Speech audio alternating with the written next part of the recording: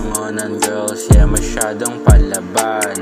Kaya niya na lumaban kahit nasaan. No need ng smoke kasi papalag naman. Ayaw patagalin, gusto niya agad-agad. Binangonan girls, yeah masyadong palaban. Kaya niya na lumaban kahit nasaan.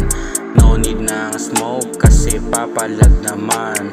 Ayaw patagalin, gusto niya agad-agad.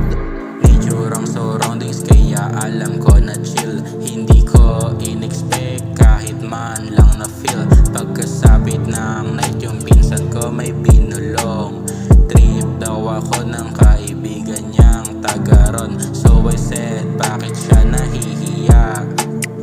Di ko naman siya kakagatin. Kung gusto niya halikan na. Yun si ate masyado na nadala. Lumapit agad tas biglang nag-aaya.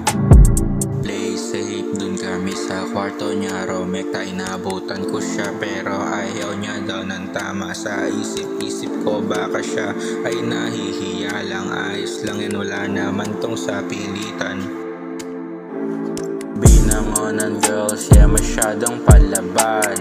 Kaya niya na lumaban kahit nasaan. No need ng smoke kasi papalag naman. Ayaw patagalin, gusto niya agad-agad. Binangonan girls, yeah masyadong palaban. Kaya niya na lumaban kahit nasaan. No need ng smoke kasi papalag naman. Ayaw patagalin, gusto niya agad-agad. Habang nasa bed, riding siya sa top.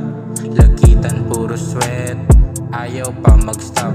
Tumagal din kami, isang oras sa kwarto naglagi. Di ako mapakali, atat na akong sumindi. After namin agad na akong lumabas ng kwarto. Asan si Paige? Yan ang tanong ng kasama ko. Andun natutulog, ayaw ko na rin gisingin. Baka siya ay napagod kaya hayaan na lang natin. Lumabas na siya, parehas kaming nagtawanan. Nagpaalam na uuwi, pahati daw siya sa looban. Yung tawa, hindi ko na mapigilan. Kasi yung lakad niya, kanya na lang nilalabanan. Binangonan girls, yeah masyadong palaban. Kaya niya na lumaban kahit nasaan. No need ng smoke kasi papalag naman. Ayaw patagalin, gusto niya agad-agad.